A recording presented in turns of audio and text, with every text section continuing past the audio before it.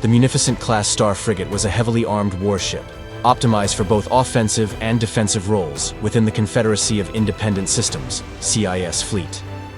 Armed with a diverse and formidable array of weaponry, it was capable of engaging a variety of enemy targets, from capital ships and smaller vessels to starfighters. The Munificent's weapon systems were distributed strategically across its hull to maximize coverage and provide layered defensive capabilities. These systems made the Munificent class a potent asset in fleet battles, able to deliver sustained firepower while holding its own against Republic forces. At the forefront of the Munificent-class frigate's firepower were its two heavy turbolaser cannons, which were capable of inflicting substantial damage against enemy capital ships. These cannons were mounted at the prow of the ship, allowing them to concentrate high-powered fire along the Munificent's forward arc, ideal for direct assaults on large Republic vessels. The turbolaser cannons fired concentrated blasts of energy with immense power, capable of breaching even heavily armored hulls if they sustained fire long enough. The heavy turbolasers were designed for a slow but powerful firing cycle, delivering intense blasts at a moderate rate of fire. These cannons played a key role in the Munificent's role as a fleet combatant, allowing it to engage at long ranges and support larger CIS ships by breaking through the shields and hulls of enemy cruisers and destroyers. Their position and strength made them especially valuable in frontal assaults or during line-breaking maneuvers, where the Munificent could open gaps in enemy formations. Complementing the heavy turbolasers were two heavy ion cannons, also positioned near the front of the Munificent class. These weapons were invaluable in disabling enemy ships without necessarily destroying them, firing concentrated ion blasts that disrupted electronics and overloaded shield systems. The heavy ion cannons were ideal for the CIS's typical hit and disrupt tactics, allowing the Munificent to neutralize critical enemy systems, leaving Republic ships vulnerable to follow-up attacks. The ion cannons could be used to disable enemy shields before the turbolasers targeted the exposed hull. This was especially effective against smaller Republic ships or support vessels, whose shields could be brought down quickly, leaving them defenseless. The heavy ion cannons provided a significant tactical advantage, enabling the Munificent to capture or neutralize ships rather than outright destroying them, which aligned with the CIS's aim of disrupting Republic logistics and supply lines. For a more rapid-fire capability, the Munificent-class frigate was equipped with 26 twin light turbolasers. These weapons were positioned strategically along the ship's dorsal and ventral surfaces, offering extensive coverage against both capital ships and smaller, faster-moving vessels. The twin light turbolasers delivered continuous streams of moderate-strength energy bolts, making them versatile weapons for both offensive and defensive engagements. The light turbolasers provided the Munificent with an additional layer of firepower, allowing it to handle swarming attacks from enemy starfighters or escorts. The volume of fire from these turrets allowed the Munificent to blanket an area in suppressive fire, creating an effective defense perimeter. This capability made it difficult for Republic fighters or bombers to get close without sustaining damage, thereby protecting the ship and allowing it to focus its heavy weaponry on larger threats. In addition to its twin light turbolasers, the Munificent-class frigate was armed with 20 light turbolaser turrets, further enhancing its anti-fighter and anti-corvette defenses. These turrets were highly maneuverable, allowing them to track fast-moving targets and provide 360-degree coverage. Each turret was capable of delivering steady fire at a rapid rate, creating a dense field of fire around the frigate. The light turbo-laser turrets were particularly effective in close-quarters combat, where the Munificent could engage multiple enemy fighters or smaller Republic vessels simultaneously. These weapons also served as a deterrent against boarding actions, providing defensive coverage near potential boarding points and defending against any craft attempting to dock with the Munificent. Together with the twin light turbolasers, these turrets offered a comprehensive point defense solution, helping to secure the ship's perimeter in large-scale fleet battles. To bolster its defenses further, the Munificent class was equipped with 12 medium flak cannons, which were particularly effective against starfighters and missile attacks. The flak cannons fired explosive projectiles designed to detonate near enemy fighters, showering them with shrapnel and concussive force. This area of effect damage made the flak cannons ideal for dealing with swarms of fast-moving targets or intercepting incoming missiles. Positioned to provide overlapping fields of fire, the flak cannons created a protective sphere around the Munificent, making it difficult for enemy craft to approach without sustaining damage. The medium flak cannons allowed the Munificent to engage multiple targets at once, creating a powerful deterrent against Republic strike craft and forcing them to approach carefully. This defensive layer provided the ship with additional resilience in fleet engagements, where starfighters often played a significant role. One of the unique defensive features of the Munificent-class frigate was its 40 retractable twin light turbo laser turrets. These weapons could be extended and retracted as needed, allowing the ship to hide its weaponry when not in combat and present a sleeker, less targetable profile. When deployed, the turrets provided a dense field of anti-fighter fire, supplementing the ship's already formidable defensive grid. The retractable turbo lasers allowed the Munificent to quickly adapt to changing tactical situations. For example, in open space, the turrets could be fully extended to deal with potential threats from any direction, while in covert or non-combat situations, the ship could retract them to conserve energy or avoid attracting attention. This capability enhanced the Munificent's versatility, making it suitable for both direct assaults and more stealth-oriented operations. To round out its armament, the Munificent-class frigate was equipped with ordnance launchers capable of deploying various types of explosive projectiles, including missiles and torpedoes. These launchers were designed for high-impact strikes against larger ships or stationary targets, allowing the Munificent to deal heavy damage at range. The ordnance launchers provided a powerful opening salvo for the Munificent, ideal for delivering a punishing first strike or finishing off heavily damaged targets. The missiles and torpedoes were particularly useful in long-range engagements, where the Munificent could weaken enemy ships before they entered range of its primary weapons. The launchers were also a key asset in bombardment missions, where they could target and damage surface installations or planetary defenses. In fleet battles, these ordnance launchers allowed the Munificent to exert pressure on enemy formations, forcing them to adjust their approach to avoid incoming missiles and torpedoes. The Munificent-class Star Frigate's armament was carefully balanced to provide a combination of offensive firepower, defensive capability, and tactical flexibility. The heavy turbo lasers and ion cannons enabled it to deal significant damage to larger ships, while the array of light turbo lasers, turrets, and flak cannons created a comprehensive anti-fighter and point defense system. This layered weaponry allowed the Munificent to function as both a frontline combatant and a defensive support vessel, depending on the needs of the fleet. The combination of heavy and light weapons made the Munificent versatile in engagements against a variety of enemy forces. It could spearhead assaults against capital ships, provide anti-starfighter coverage for larger CIS vessels, and support ground operations by bombarding planetary defenses. This flexibility, along with its retractable turrets and ordnance launchers, ensured that the Munificent-class frigate could respond to changing battlefield conditions and adapt its strategy as needed. The Munificent's diverse armament allowed it to play multiple roles within the CIS fleet.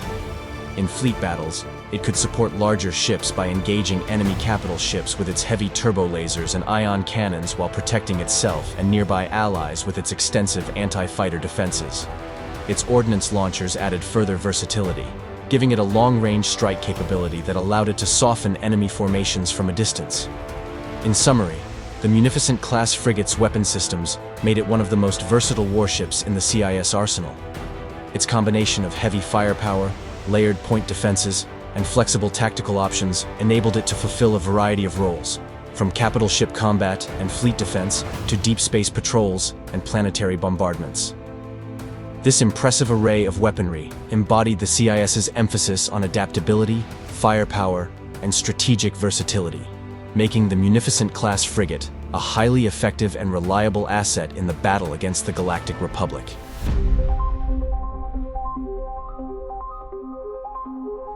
The Munificent-class Star Frigate was a cornerstone of the Confederacy of Independent Systems fleet, recognized for its formidable firepower and sophisticated propulsion and power systems.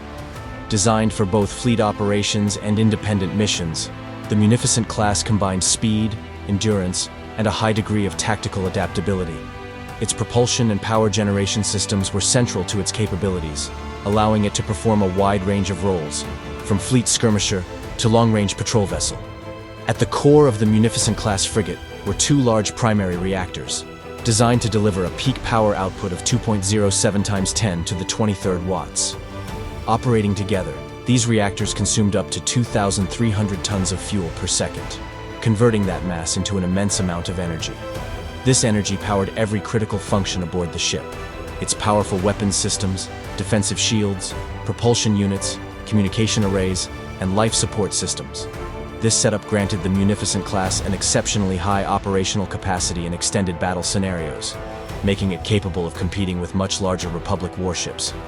The dual-reactor design offered both stability and redundancy, allowing the ship to compensate for fluctuating power demands that could arise during intense combat engagements. For example, if the primary weapon systems were firing continuously, one reactor could funnel power to weapons, while the other maintained power to engines and shields. This redundancy was a critical advantage. If one reactor suffered damage, the second reactor could still support essential functions, preventing the ship from becoming a static target. This setup was particularly valuable in battles where prolonged power demands and heavy fire could quickly compromise vessels with less robust energy generation systems. The reactors operated on a sophisticated energy management system, which regulated power flow throughout the ship to ensure uninterrupted performance even in high-stress conditions. This system allowed the Munificent to handle multiple energy-intensive operations simultaneously. For example, it could fire its heavy turbo lasers, activate point defense systems, and maintain a high speed without risking a power shortfall in any critical system. This balance of power allocation was an essential feature of the Munificent-class design, especially in the complex engagements typical of Clone Wars fleet battles. The Munificent-class was equipped with an advanced propulsion system featuring 3 large ion drive thrusters and 4 smaller supplementary thrusters. This engine configuration enabled the Munificent to reach a maximum acceleration of 2,500 g, a significant achievement for a capital ship of its size. The ship's propulsion system was specifically engineered for rapid maneuvers, allowing it to change direction, accelerate quickly, or decelerate to evade incoming fire, adapt to shifting battlefronts, or reposition for a tactical advantage. The 3 main ion drive thrusters generated the bulk of the thrust, providing the Munificent-class with the power necessary for high-speed fleet maneuvers. The additional 4 smaller thrusters added maneuverability and stability, enabling the ship to perform lateral adjustments or pivot quickly, which was essential for maintaining its forward weapons in line with enemy ships. In combat, this configuration allowed the Munificent to perform complex, evasive maneuvers, making it a challenging target for larger and less agile Republic ships, such as Venator-class Star Destroyers. In atmospheric operations, the Munificent-class frigate could achieve speeds of up to 950 kilometers per hour, allowing for fast planetary insertions or extractions. This feature was especially useful during planetary assaults or retreats, where rapid mobility in the atmosphere could mean the difference between a successful operation and severe losses. This combination of large and smaller thrusters gave the Munificent both the acceleration and control needed to function effectively in various combat scenarios, whether it was engaging in a direct assault, conducting patrols, or evading larger vessels. One of the most defining features of the Munificent-class was its hyperdrive system. Equipped with a primary Class 1.0 hyperdrive, the ship could travel vast distances across the galaxy at exceptional speeds. This enabled the Munificent to respond quickly to emerging threats, relocate to critical fronts, and undertake long-range missions without frequent refueling stops. With an effective range of 150,000 light-years, the Munificent-class was well-suited for extended operations far from CIS-controlled space, providing valuable support to remote outposts and isolated Confederate forces. The Class 1.0 hyperdrive allowed the Munificent to serve in multiple strategic roles, from reinforcing battlefronts to engaging in deep space raids on Republic supply lines. Its high range meant that it could traverse entire regions of the galaxy and still have enough operational endurance to engage in sustained combat upon arrival. This capability aligned with the CIS's tactical doctrine of using highly mobile, long-range ships to disrupt enemy logistics, harass isolated Republic fleets, and project CIS power across the galaxy. In addition to its primary hyperdrive, the Munificent-class was equipped with a Class 10 backup hyperdrive. Although slower, this backup provided a critical safeguard, ensuring that the ship could still retreat to a safe location if the primary hyperdrive were damaged. This redundancy was essential for a combat environment where hyperspace-capable vessels could become easy prey if immobilized. In the high-risk battles of the Clone Wars, where supply lines were often stretched thin and reinforcements could be far off, this feature gave the Munificent a survival advantage, as it could escape rather than risk capture or destruction. One of the most sophisticated aspects of the Munificent class was its energy management system, which optimized the flow of power from the dual main reactors to all essential systems.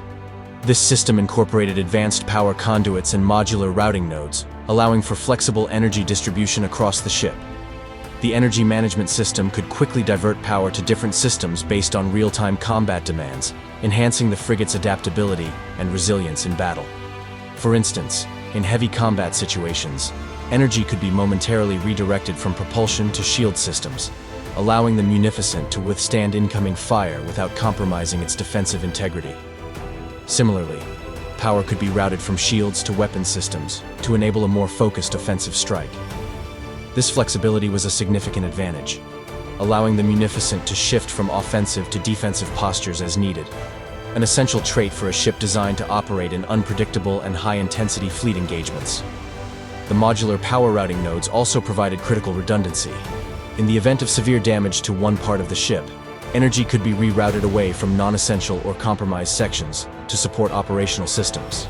This setup allowed the Munificent to remain effective even after sustaining damage, preserving power for functioning weapons, shields, and engines. This energy management capability meant that the Munificent class could continue fighting or execute a strategic withdrawal, enhancing its survivability and effectiveness in prolonged engagements. The powerful engines, advanced hyperdrive, and robust energy systems made the Munificent class a versatile asset within the CIS fleet. Its speed and maneuverability allowed it to serve effectively as a fleet skirmisher, executing quick flanking maneuvers and engaging Republic ships with focused heavy firepower before retreating to safety. Additionally, its extensive hyperdrive range enabled it to operate independently in deep space missions, conducting patrols, reinforcing isolated Confederate units, and disrupting Republic supply lines. The Munificent's ability to travel long distances without requiring frequent resupply made it an ideal ship for extended missions behind enemy lines, where it could sustain operations independently and apply pressure on Republic-controlled sectors. Its dual reactor design and efficient energy management allowed it to handle intense combat conditions, making it an asset that could sustain heavy fighting without losing critical capabilities. In summary, the Munificent-class frigate's propulsion and power systems were integral to its combat performance, tactical flexibility, and strategic versatility, embodying the CIS's emphasis on mobility, endurance, and adaptability in its campaign against the Galactic Republic.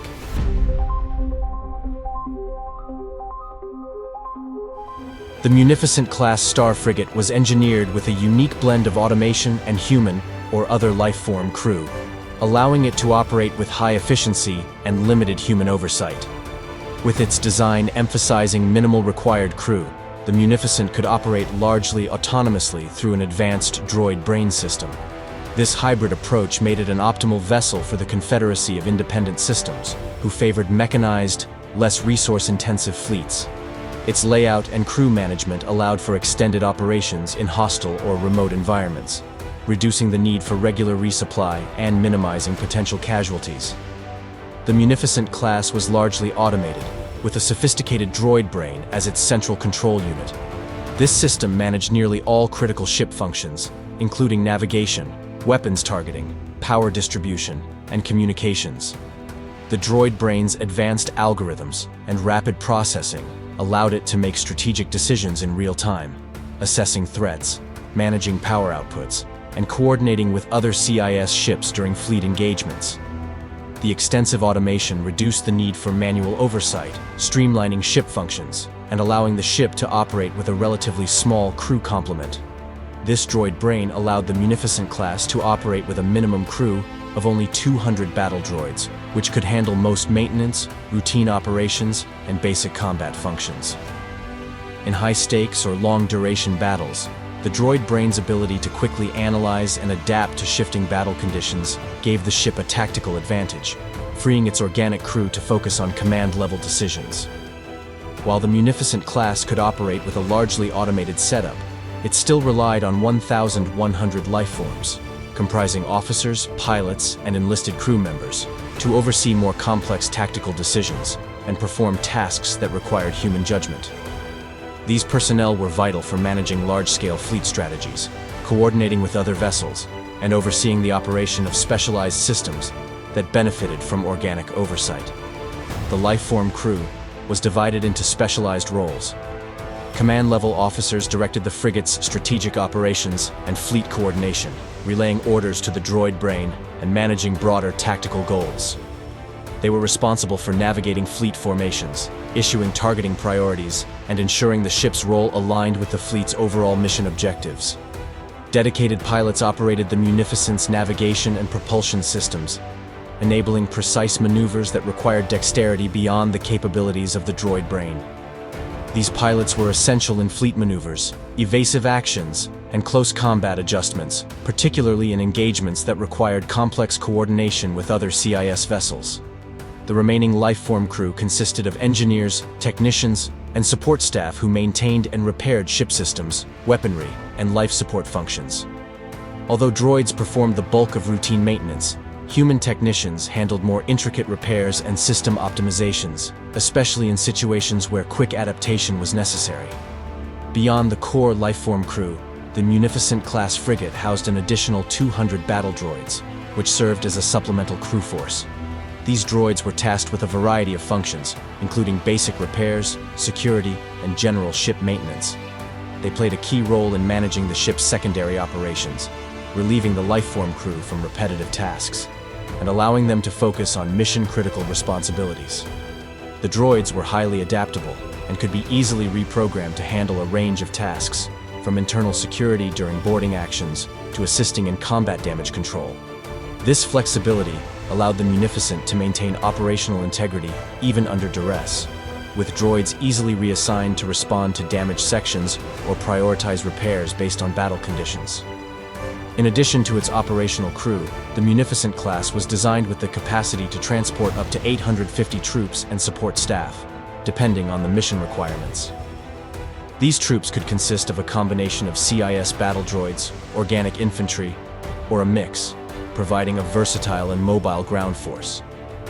This troop complement allowed the Munificent to support planetary assaults, boarding operations, and defensive actions, giving it a multifaceted role in both space and ground combat scenarios. The ship's passenger capacity also supported logistics and deployment operations for campaigns that required ground troop insertions or the reinforcement of established CIS positions. This capacity was particularly advantageous in prolonged engagements, allowing the Munificent to function as both a support vessel and a staging platform for ground forces. The Munificent class was also capable of carrying a vast number of deactivated battle droids, up to 150,000. This made it an excellent choice for large-scale deployments, as these droids could be activated upon arrival at a battlefield or staging area, enabling the CIS to deploy entire armies at a moment's notice. This onboard storage capacity turned the Munificent into a mobile army carrier, allowing the Confederacy to reinforce occupied planets or overwhelm enemy defenses rapidly. The deactivated droids were stored in specially designed cargo bays and could be deployed en masse with minimal preparation.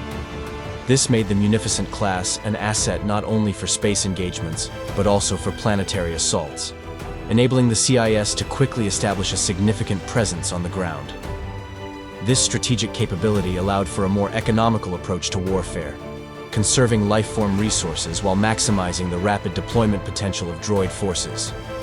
The flexible crew structure of the Munificent-class frigate allowed it to serve multiple roles in the CIS fleet, from fleet combat support to transport and deployment. The integration of automated systems with a relatively small lifeform crew made the ship efficient, versatile, and resilient in combat. Its capacity to carry massive numbers of deactivated battle droids enabled it to serve as a force multiplier for ground operations, contributing significantly to the CIS's asymmetric tactics against the Galactic Republic. The Munificent's ability to operate with minimal crew, combined with its potential to deploy large droid forces, reflected the CIS's focus on efficient and adaptable warfare. The mix of automated systems and organic oversight created a highly effective combat vessel that minimized life-form casualties while maintaining strong combat performance, making the Munificent-class Star Frigate a vital asset in the Confederacy's war efforts.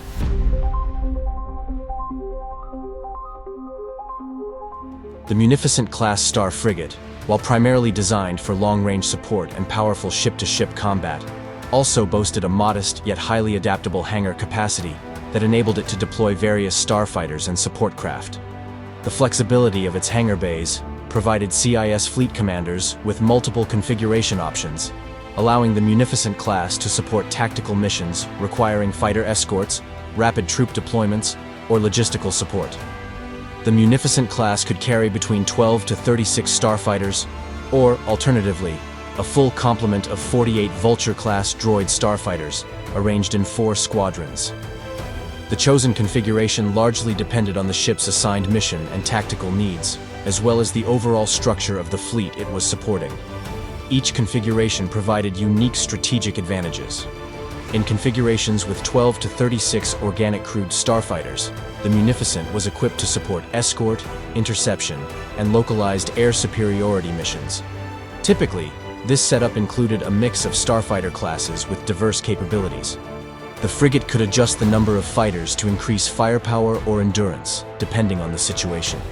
This configuration was particularly useful when coordinating with capital ships that required starfighter screens for defense, or when operating near CIS bases where the frigate would not need to act as a full fighter carrier. When carrying a full load of 48 Vulture-class droid starfighters, the Munificent-class Star Frigate could unleash a potent swarm of automated fighters. This configuration was optimal for missions that required overwhelming fighter presence or swarm tactics, such as deep space skirmishes, escorting large capital ships, or engaging Republic formations with heavy fighter elements. Vulture-class droids provided the advantage of rapid deployment and high-density formations, which allowed them to outnumber and disrupt smaller Republic fighter wings through sheer volume.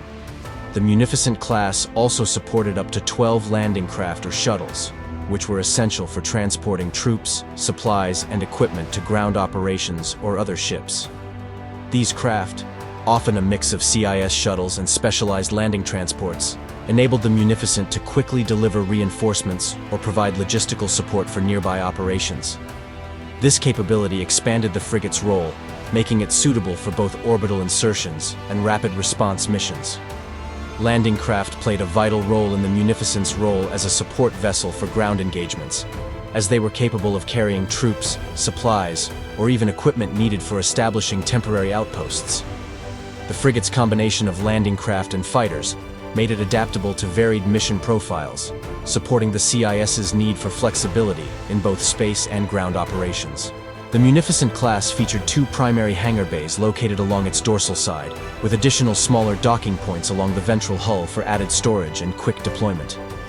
The hangars were strategically positioned to allow rapid launching and retrieval of fighters and craft. In standard deployments, the bays enabled efficient sortie launches and swift docking, essential for maintaining fighter presence during combat. Each hangar was equipped with magnetic clamps and automated maintenance systems, allowing quick turnaround times for fighters needing minor repairs or refueling. The design of the hangar bays also facilitated rapid swarm tactics when fully loaded with Vulture-class droid starfighters. The bays could release multiple squadrons at once, letting the Munificent saturate enemy positions quickly. The streamlined deployment mechanisms were optimized for droid fighters, which didn't require as much individual handling or preparation as organic crewed starfighters, allowing the hangars to support the droid starfighters' rapid deployment. Inside the hangars, the Munificent class featured a network of automated repair stations and droid maintenance units specifically designed to service the Vulture-class fighters. These systems allowed the frigate to handle basic repairs, rearming, and refueling quickly and efficiently, keeping its complement combat-ready during prolonged engagements. Maintenance droids were tasked with performing diagnostics, recharging fuel cells, and reloading ordnance for the starfighter wings, ensuring the Munificent could maintain its fighter complement without needing to dock at larger CIS repair facilities. The Munificent's maintenance facilities were especially advantageous in fleet actions, or when operating far from CIS resupply points. This self-sufficiency allowed the Munificent to sustain its air group during extended missions, maximizing its effectiveness in fleet operations, or deep space campaigns where logistical support was minimal. The flexible air group of the Munificent-class frigate was a strategic asset in the CIS fleet, providing a balance between heavy capital ship firepower and mobile fighter support. Depending on the configuration, the Munificent could provide air cover for its own operations, act as a carrier escort for larger ships, or deliver rapid air support in fleet skirmishes. The choice of starfighter and landing craft complement gave the frigate a high degree of adaptability, allowing it to adjust to shifting mission demands and battlefield conditions. In summary, the Munificent-class Star Frigate's hangar and air group capabilities contributed significantly to its versatility and tactical effectiveness. With multiple fighter configurations, efficient hangar design, and autonomous maintenance systems, the Munificent class could support a variety of missions, from space superiority and fighter defense to ground support and rapid troop transport. This capability made it a reliable and dynamic asset within the CIS fleet, enhancing its operational range and maximizing its effectiveness across different theaters of the Clone Wars.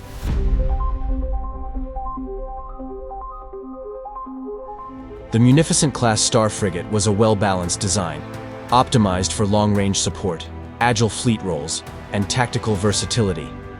Its layout and systems reflected the Confederacy of Independent Systems, CIS, focus on cost-efficient, technologically advanced warships that could be produced in large numbers without sacrificing operational capability.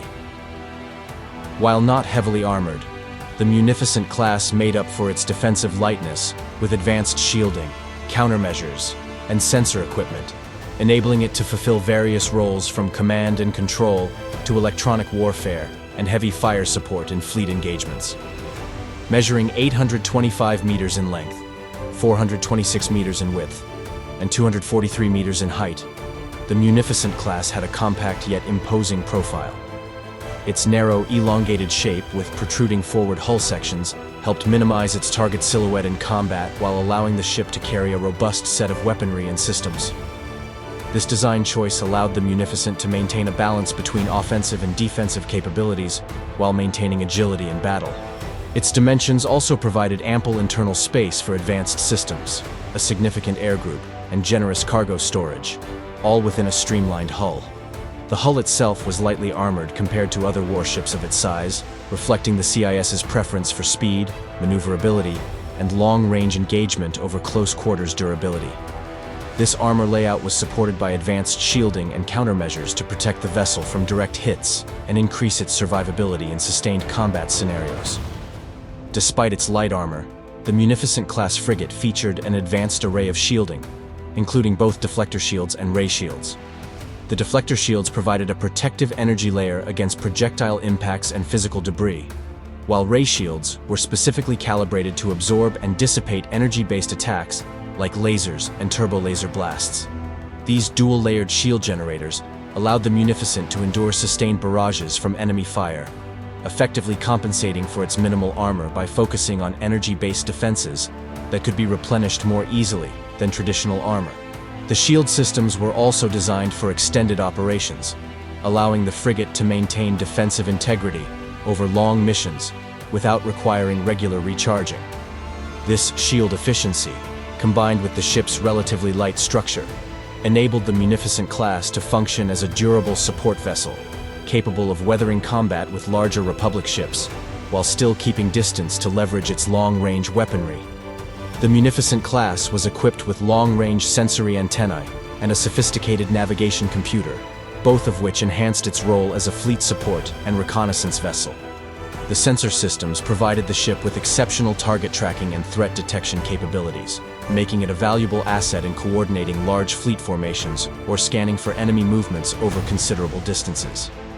The long-range sensor arrays allowed the Munificent to serve as an early warning system within the CIS fleet, picking up enemy signals or fleet formations well before they could engage. The navigation computer enabled precise hyperspace calculations, allowing the frigate to respond rapidly to evolving battlefield conditions and execute tactical jumps with a high degree of accuracy. These navigation capabilities, combined with the ship's range of countermeasures, helped it maneuver strategically and evade potential traps or ambushes. To further enhance its survivability and operational versatility, the Munificent class was equipped with an array of countermeasure systems, including hyperwave, sensor, and targeting jammers.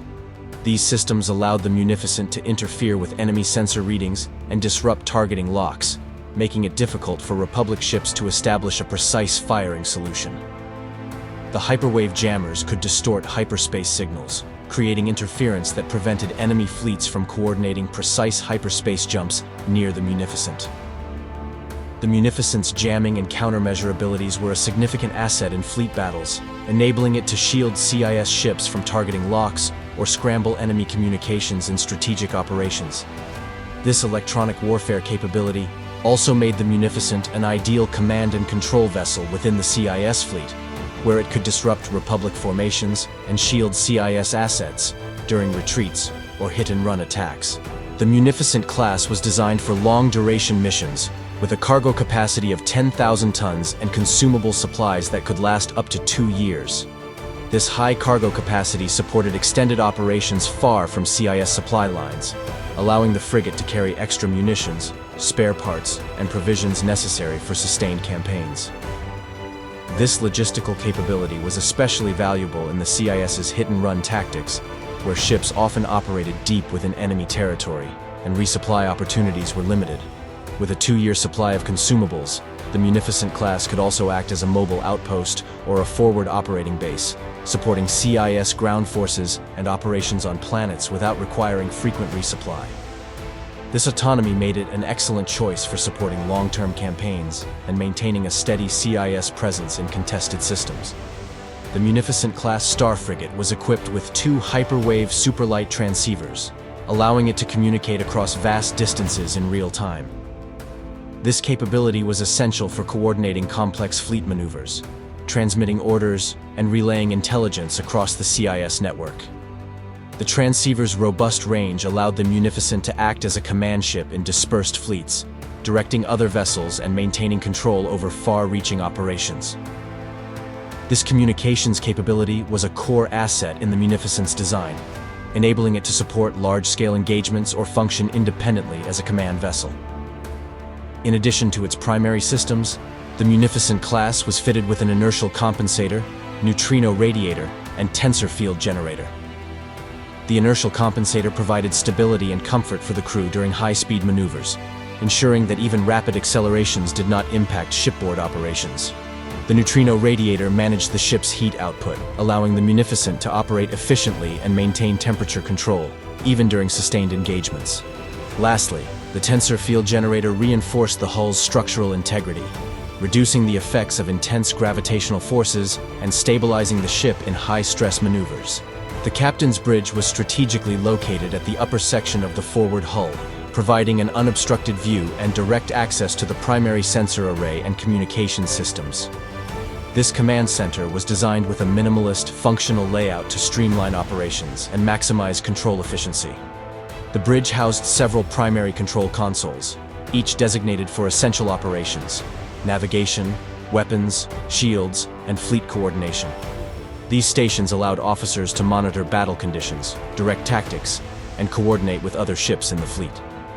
The central command chair on the bridge was where the captain or commanding officer oversaw all aspects of the frigate's operations.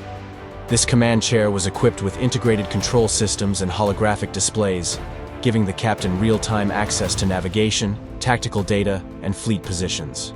Reinforced with local shielded panels, the bridge was further protected by the frigate's jamming and countermeasure systems, enhancing the captain's ability to lead the ship even in high-stress battle conditions.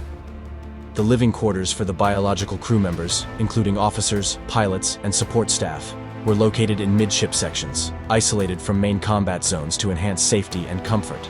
These cabins, though modestly sized, were equipped with essential amenities to support the crew during long missions, including sleeping quarters, storage compartments, and shared recreational spaces.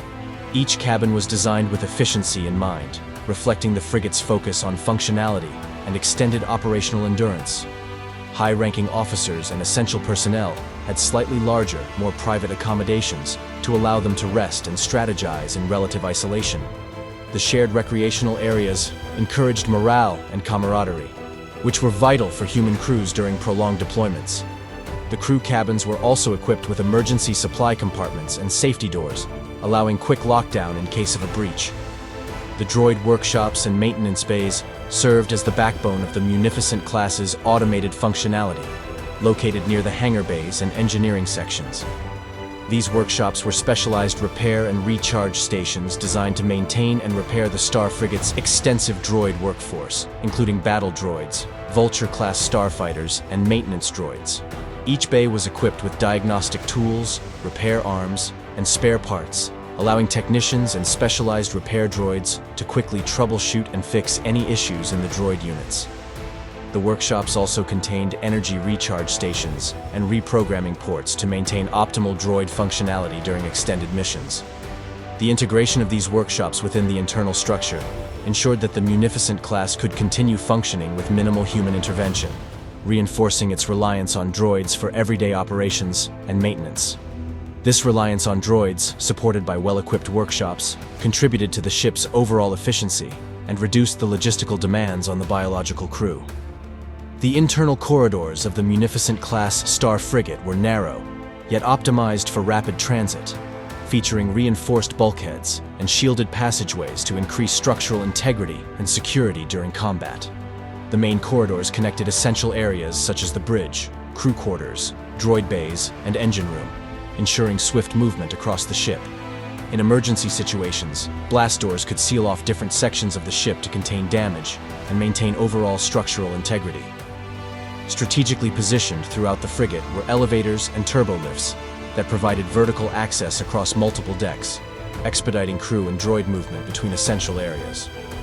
The elevators were reinforced for high-stress situations, ensuring that personnel could quickly move to different battle stations during combat.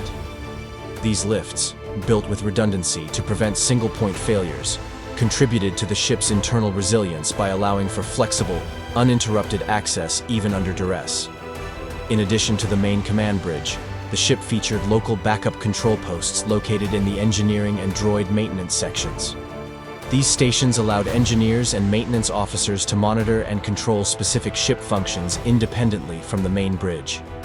Equipped with secondary communication arrays and control systems, these backup posts provided an extra layer of operational security, ensuring that critical systems could remain functional in the event of bridge damage or other emergency situations. The local control posts included emergency access to key systems, such as life support, weapons management, and shield operations, providing a failsafe for ongoing operations.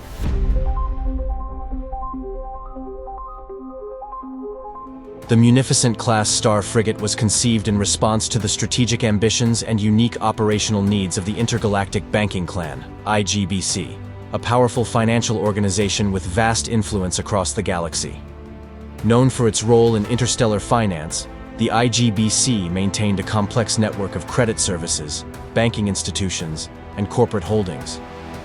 By the time of the Clone Wars, the banking clan was an economic powerhouse, deeply embedded in the affairs of both the Galactic Republic and the Confederacy of Independent Systems. The development of the Munificent-class frigate marked a significant shift in the banking clan's activities, as it ventured from finance into direct military involvement. The Intergalactic Banking Clan originated as a conglomerate of banking houses, finance corporations, and influential moon banking families from the planet Scipio in the Munificent system. Known for their financial acumen and neutrality, the Moons and the IGBC built a reputation as reliable arbiters and intermediaries for various governments and organizations, lending funds with strict terms and minimal political entanglement. This neutrality allowed the IGBC to expand its influence, providing financial services to clients across the galaxy, including powerful institutions within the Galactic Republic.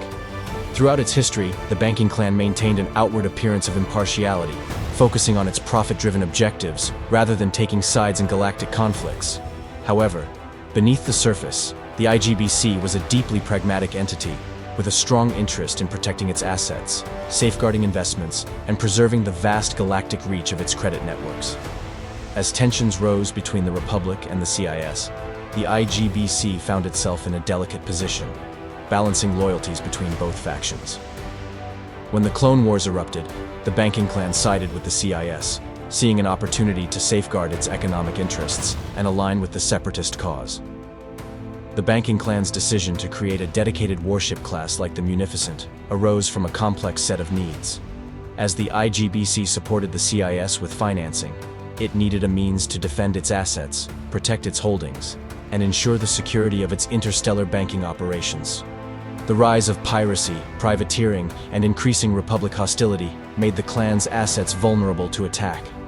Since its capital, Munificent, was a critical economic hub for the CIS, the banking clan required a capable fleet to protect its homeworld and key routes used for transporting credits, resources, and assets. Moreover, the IGBC recognized that relying solely on hired mercenaries and third-party security forces was no longer sufficient. By developing its own fleet, the banking clan could ensure its security without compromising its operational control or relying on CIS naval resources. This approach would allow the IGBC to maintain its autonomy while bolstering the CIS war effort with an effective warship that could serve in multiple roles, from capital ship escort to trade route patrol and fleet support. The banking clan commissioned the Munificent-class Star Frigate as a multi-role vessel capable of fulfilling the varied demands of the CIS fleet while catering to the IGBC's specific requirements. Designed by Hirsch-Kessel Drive, Inker, and Gwari Revolutionary Industries, the Munificent-class frigate was engineered with flexibility in mind, featuring powerful long-range weaponry, robust communication and jamming systems, and an impressive power supply for its size. The design philosophy behind the Munificent prioritized efficiency, cost-effectiveness, and reliability. The ship was lightly armored to reduce production costs, but its powerful deflector and ray shielding made it highly resistant to energy-based attacks. This shield configuration also supported the banking clan's interest in safeguarding valuable cargo and personnel aboard its ships. Furthermore, the Munificent-class frigate's modular design allowed the IGBC to adjust each ship's loadout based on mission requirements, whether patrolling shipping lanes, engaging in fleet battles, or escorting larger CIS warships. The Munificent's advanced sensor jammers and hyperwave transceivers gave it an edge in both fleet coordination and stealth operations, allowing the banking clan to maintain operational secrecy and effective communication across long distances. This was particularly useful in CIS fleet engagements, where strategic coordination and the element of surprise were essential for overcoming the Republic's superior numbers and resources. The IGBC leveraged these capabilities to protect its banking infrastructure and maintain its credit networks while asserting itself as a critical component of the CIS military structure. The Munificent-class frigate served in critical roles within the CIS fleet, reflecting the banking clan's strategic vision and the changing nature of warfare in the galaxy. For the CIS, the Munificent provided both a formidable escort vessel and a capital ship capable of challenging Republic vessels in mid-range engagements. The IGBC deployed Munificent-class frigates to safeguard its holdings, escort convoys, and reinforce major fleets within the Separatist Navy. The decision to field Munificent-class frigates also aligned with the banking clan's vision for post-war economic dominance. By embedding itself deeply within the CIS's military infrastructure, the IGBC positioned itself as indispensable to the Confederacy, ensuring a degree of influence over the Separatist leadership. This influence would allow the banking clan to protect its financial investments in a future CIS-dominated galaxy. The production of Munificent-class frigates signified a clear shift from financial autonomy to active military involvement, representing the IGBC's commitment to preserving its economic interests by whatever means necessary. In summary, the Munificent-class Star Frigate was a direct result of the banking clan's evolving role within the galactic power struggle. Facing new threats and opportunities brought by the Clone Wars, the IGBC invested in a potent military asset that allowed it to safeguard its wealth, assert control over its holdings, and support the Separatist cause in pursuit of a more favorable galactic order. The Munificent-class frigate embodied the banking clan's shift from a neutral financial empire to an active participant in the CIS's military-industrial complex, a change that would leave a lasting impact on the galaxy's history.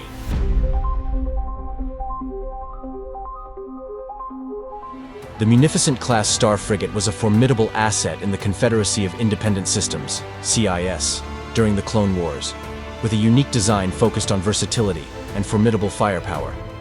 Manufactured by Gwari Revolutionary Industries in collaboration with Hirsch-Kessel Drive Inc., these frigates were built to serve as fleet support vessels, communication nodes, and heavy firepower frigates. Below is an overview of the construction logistics, shipyard locations, manufacturing partners, and associated costs for this key Separatist vessel. The Munificent-class Star Frigate was developed through a partnership between Gwori Revolutionary Industries and Horsch Kessel Drive Inc., two prominent manufacturers aligned with the Separatists. Gwori Revolutionary Industries, based on Gwori in the Rim territories, managed the bulk of production logistics, especially the ship's outer hull design, armament structure, and assembly operations. Horsch Kessel Drive Inc., well regarded for its expertise in engineering starship drive systems and hyperdrive technology, provided critical components for propulsion and long-range communications.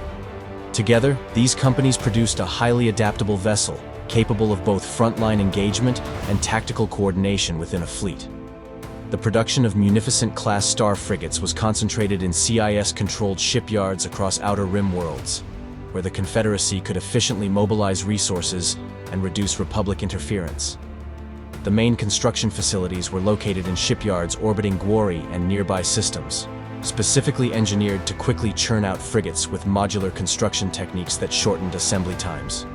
These shipyards were highly automated and well defended, utilizing droid labor to accelerate the production process. This automation not only increased output, but also limited the need for living personnel, allowing the Separatists to produce ships with minimal human oversight. Each shipyard was equipped to handle the production of various Munificent-class variants, such as the Munificent-class Comms Frigate, which boasted enhanced communication arrays to serve as a command and control ship within the fleet. These facilities followed strict Confederate protocols, with automated defense systems, droid-based quality checks, and pre-built modules transported from nearby production planets for final assembly. Given the large number of Munificent-class frigates required by the CIS, the supply chain logistics were streamlined to rapidly supply critical components like armor plating, weapon systems, and droid command circuits. The CIS relied heavily on automated freighter convoys to move materials across its territory, minimizing the risk of Republic intervention. Materials like Durasteel for the hulls and Tibana gas for weapon power sources were sourced from nearby Confederate-controlled mining worlds, allowing the manufacturers to avoid the high costs and complexities of long-distance logistics. The Confederacy's efficient logistical networks were bolstered by captured Republic routes and intercepted shipments, which added to their raw materials supply chain. Each Munificent-class frigate had an estimated production cost of 12 million credits, a relatively affordable price compared to larger Republic vessels, such as the Venator-class Star Destroyer.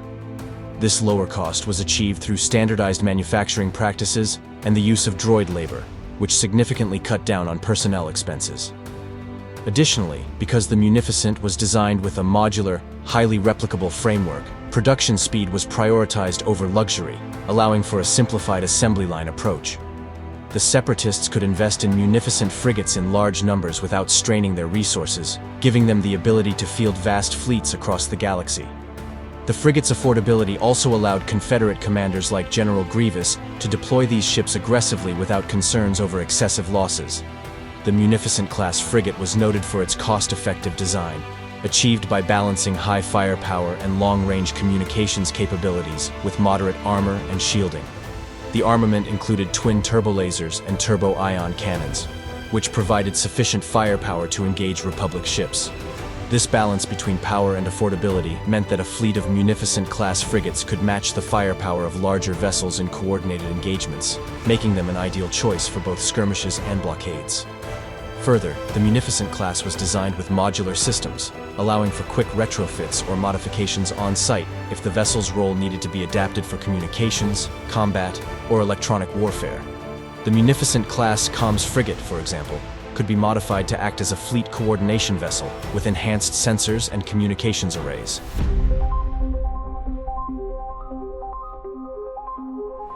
The Munificent-class Star Frigate played a key role in the military operations of the Confederacy of Independent Systems, CIS, throughout the Clone Wars. This warship, designed and produced by the intergalactic banking clan, was one of the principal ships in the Separatist Navy, primarily used for fleet defense and blockade operations. Armed with advanced weaponry, including heavy turbo-lasers and ion cannons, and capable of hosting squadrons of droid starfighters, the Munificent class was a versatile and dangerous asset in the Separatist arsenal. The Battle of Christophsis was one of the first significant engagements in which the Munificent-class Star Frigate saw widespread use.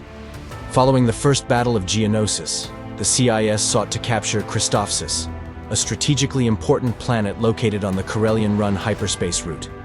The planet's location made it a key waypoint for trade and logistics, and its resources were vital to the Separatists. A large fleet, commanded by Admiral Trench, was dispatched to blockade the planet. The fleet was composed of 30 warships, including 23 Munificent-class frigates, 6 Lucrehulk-class battleships, and a refitted Hardcell-class transport. The blockade was designed to prevent the Republic from intervening, but it was soon challenged by the Republic's counteroffensive, led by Anakin Skywalker and his fleet. Despite initial setbacks, including the destruction of a Republic frigate, the Munificent-class ships proved effective in maintaining the blockade.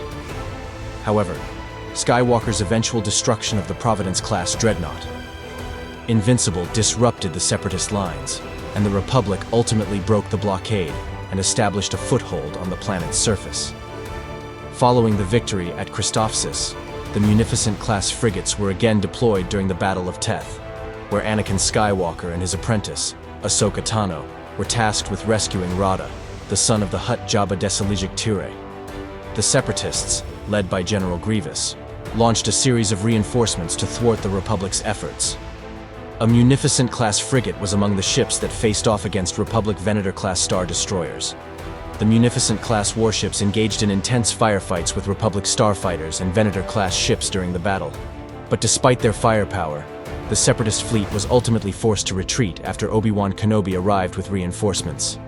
In the Battle of Ryloth, the Munificent-class Star Frigates played a critical role in enforcing the Separatist blockade of the planet, which had been invaded by the Separatist droid army under Wat Tambor of the Techno-Union. Commanded by Captain Mar-Tuk, the blockade, consisting of a single Lucrehulk-class battleship and 6 Munificent-class frigates, was able to decisively defeat the Republic fleet under Admiral Dao.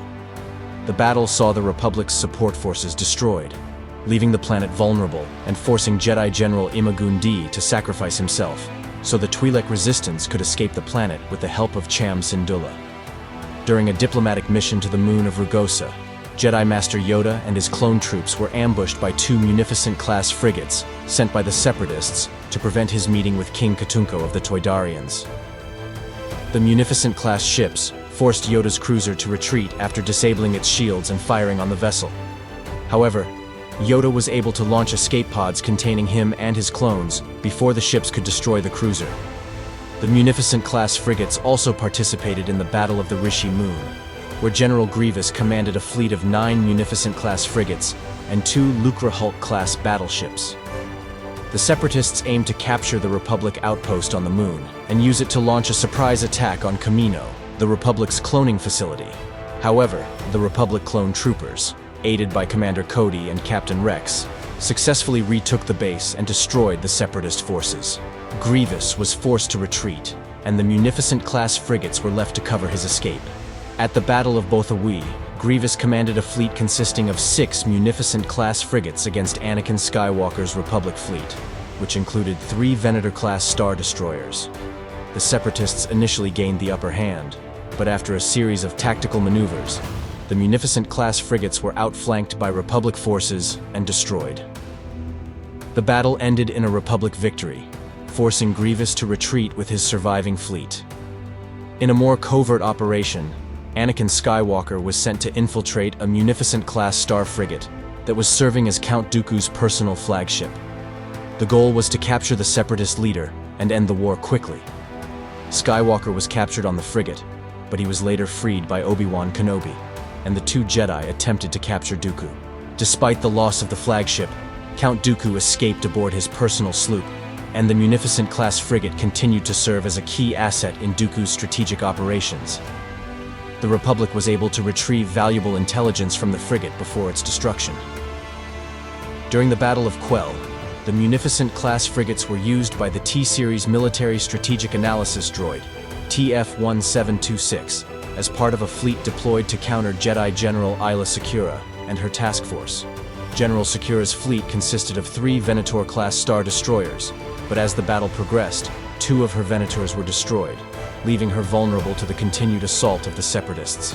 TF-1726, commanding from one of the Munificent-class ships, deployed B-2 super battle droids to board Sakura's damaged Star Destroyer, intending to accelerate its destruction. As General Anakin Skywalker was en route to the system, he arrived in time to launch a rescue mission.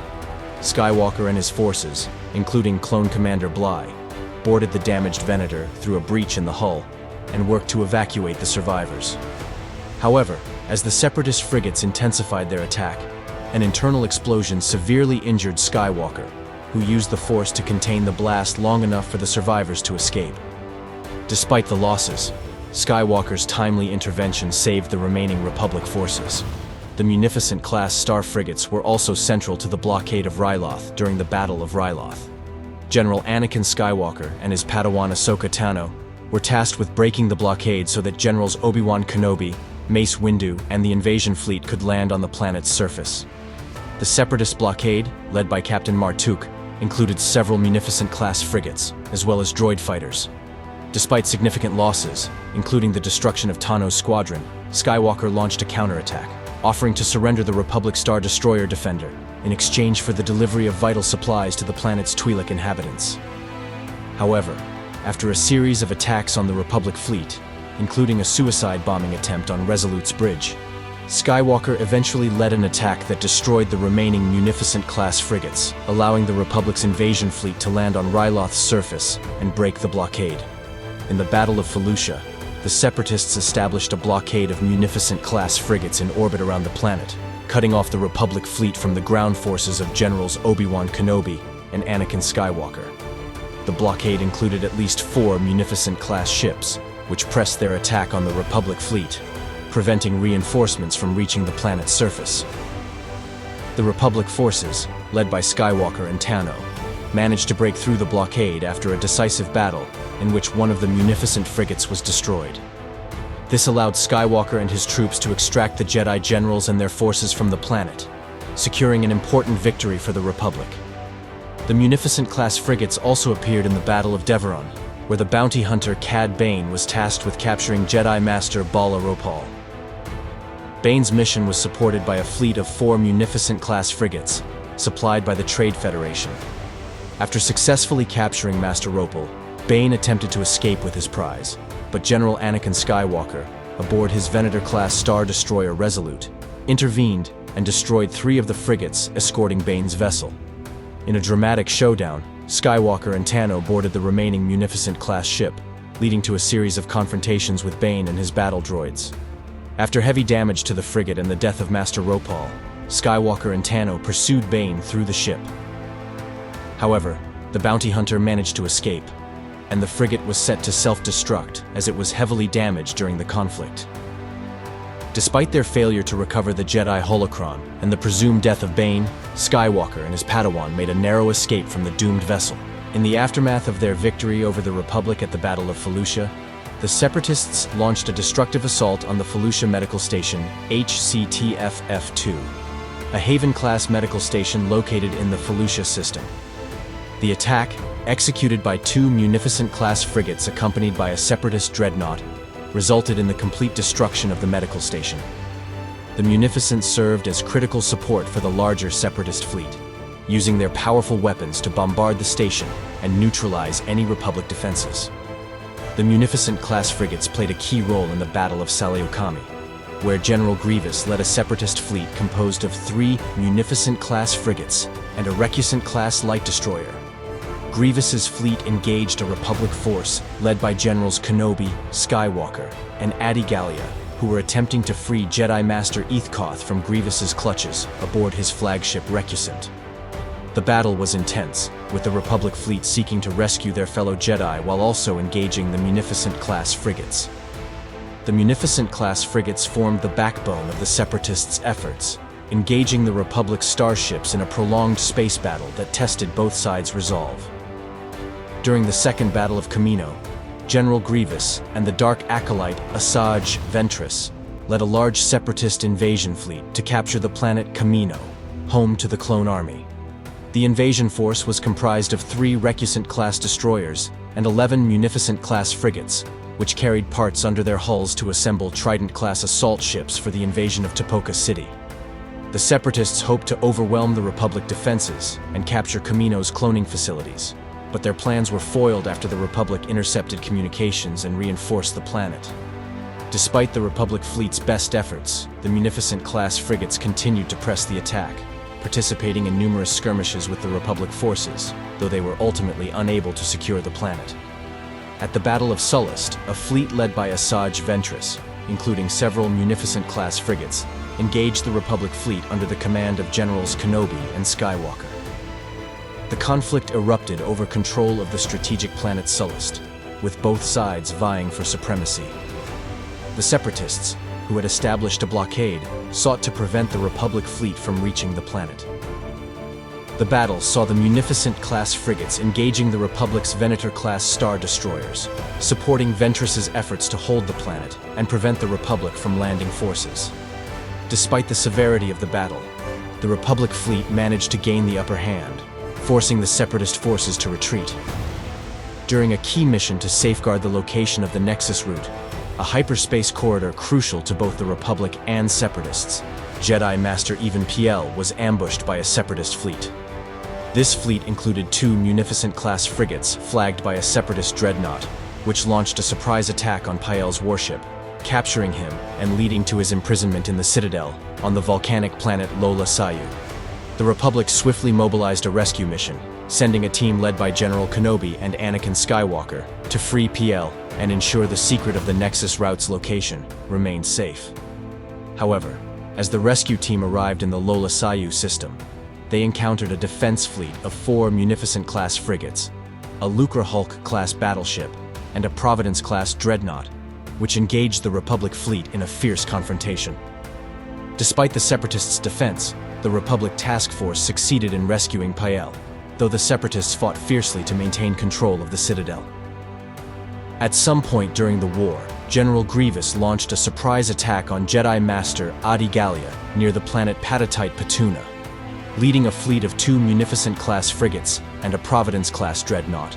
Grievous ambushed Gallia's lone Republic Star Destroyer, leading to a clash between the 2 Jedi. Grievous ultimately captured Master Gallia after an intense duel, demonstrating the effectiveness of his fleet and his relentless pursuit of Jedi targets.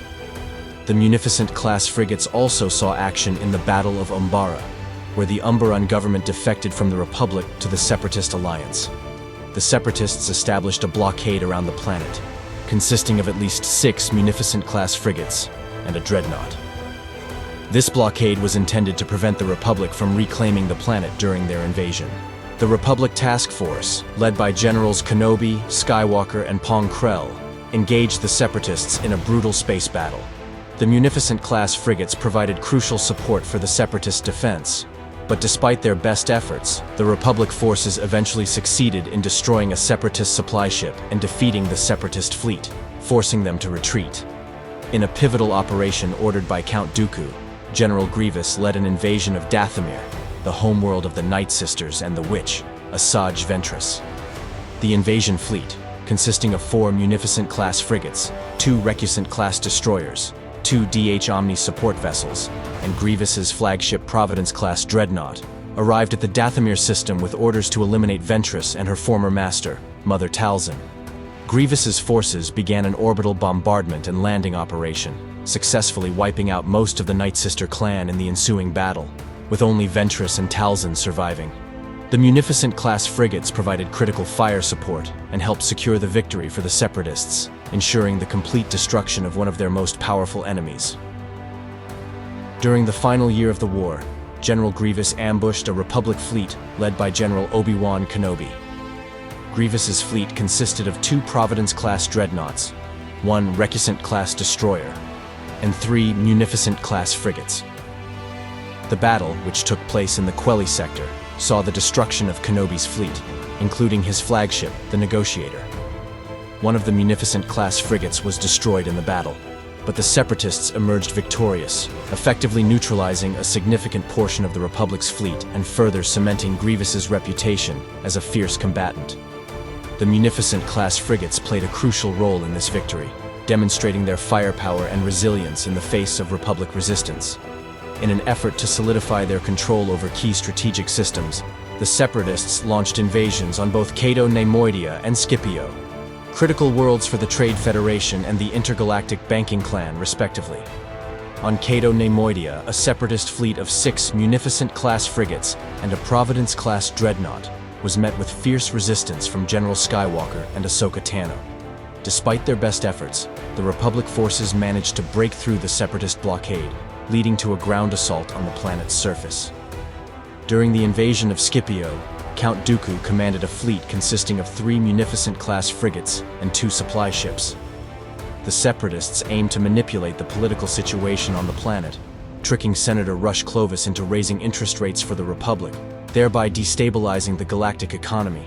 However, the Republic was able to gain control of the system after Dooku's strategic retreat. The Munificent-class frigates also saw action against the Shadow Collective, a coalition of crime families and syndicates led by the former Sith Lord Maul. In the Battle of Zanbar, General Grievous led a large Separatist fleet to the moon of Zanbar in pursuit of Maul, who had escaped from Spire Prison. The Separatist fleet consisted of Grievous's flagship Providence-class dreadnought, 18 Munificent-class frigates, 2 Recusant-class warships, and 5 DH Omni support vessels, among other support ships. Despite the overwhelming firepower, the battle did not end decisively, and Grievous's forces were unable to capture Maul, who had retreated into hiding. After the failed pursuit on Zanbar, Grievous and his fleet tracked Maul to Ord Mantell, where the Separatists initiated an orbital bombardment of the planet's surface. The Separatist fleet, which included several Munificent-class frigates, support ships, and a Lucrehulk-class freighter, engaged Maul's forces in orbit. Despite the heavy bombardment, Maul was able to retaliate by deploying his Commerce-class fighter transports, which engaged the Separatist fleet in space. In a daring move, Maul stormed the Invisible Hand, Grievous's flagship, and captured the general, temporarily throwing the Separatist forces into disarray. The Munificent-class frigates continued to see action throughout the Clone Wars, participating in numerous other battles and skirmishes across the galaxy. For instance, during the Battle of Krombach Nebula, a Munificent-class frigate, the Tide of Progress, was involved in a collision with a Republic bomber piloted by Jedi Master Womni Gnaden, leaving a noticeable impact on the ship. This same Munificent would later participate in the Battle of Coruscant, which saw the final clash between the Republic and Separatists over the fate of the galaxy. As the Clone Wars neared its end, the IGBC's influence began to wane. The Republic, under Chancellor Palpatine, became increasingly authoritarian, and Palpatine's government sought to nationalize the banking clan's assets and limit its financial power. After the Republic's victory and the formation of the Galactic Empire, the banking clan's autonomy came to a swift end. Palpatine ordered the confiscation of its remaining assets, nationalized its holdings, and dismantled its private fleets, including the Munificent-class Star Frigates. Scipio and Munilinst fell under strict Imperial control, effectively ending the banking clan's centuries-long reign as an independent financial powerhouse. Despite its fall, the banking clan's legacy lived on. Its innovations in interstellar finance, credit systems, and currency management had fundamentally shaped the galactic economy, influencing the Empire's fiscal policies and even shaping the New Republic's economic practices long after its dissolution. The story of the banking clans serves as a cautionary tale of how financial power can elevate an organization to vast influence, but also exposes it to the shifting tides of galactic politics. In the end, the IGBC's quest for autonomy and power led to its ultimate downfall, underscoring the delicate balance between finance and control in a galaxy where alliances and political stability are constantly in flux.